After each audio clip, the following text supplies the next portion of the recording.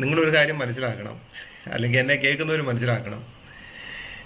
ഇസ്ലാം എന്ന് പറയുന്നതിനെ എവിടെയെങ്കിലും ഒന്ന് നേരെ നിർത്തണമെന്നുണ്ടെങ്കിൽ, ചരിഞ്ഞല്ല, വളച്ചല്ല, എസ് പോലല്ല, ടാ പോലല്ല, നേരെ നിർത്തിയിട്ട് നല്ലതെന്ന് പറയണമെന്നുണ്ടെങ്കിൽ ആ ബൈബിളിനെ ഇവർക്ക് ചേർത്ത് വെക്കാതെ പറ്റത്തില്ല.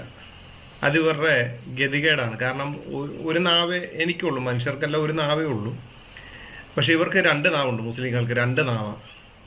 അത് ഇടത്തൂടെയും പറയും വലത്തൂടെയും പറയും. ഇവർക്ക് ഈ ഇടത്തൂടെ ഉള്ള എല്ലാ ആചാരങ്ങളും ചെയ്ത് ചെയ്ത് ചെയ്ത് അതിനെ ആചാരങ്ങൾ ചെയ്ത് ഒരു വഴിക്ക് എത്തി അങ്ങോട്ട് പൂർണ്ണമാകുന്നില്ല എന്ന് കണ്ടു കഴിഞ്ഞാൽ ഇവർ തള്ളിപ്പറഞ്ഞ പുസ്തകങ്ങളെല്ലാം എടുത്തുകൊണ്ട് വരും, തള്ളിപ്പറഞ്ഞ ആൾക്കാരെ മുഴുവനും എടുത്തുകൊണ്ട് വരും. നിങ്ങൾ ക്ലബ് ഹൗസ് ചർച്ചയിലൊക്കെ കാണാം, മുസ്ലിങ്ങളെന്ന് പറഞ്ഞ് നടക്കുന്ന, തലയെക്കെട്ടൊക്കെ ആയിട്ട് നടക്കുന്ന വലിയ പണ്ഡിതന്മാരെന്ന് പറഞ്ഞ് നടക്കുന്നവർ വിശുദ്ധ വേദപുസ്തകത്തിൽ പറഞ്ഞിരിക്കുന്ന യേശുക്രിസ്തുവിനെ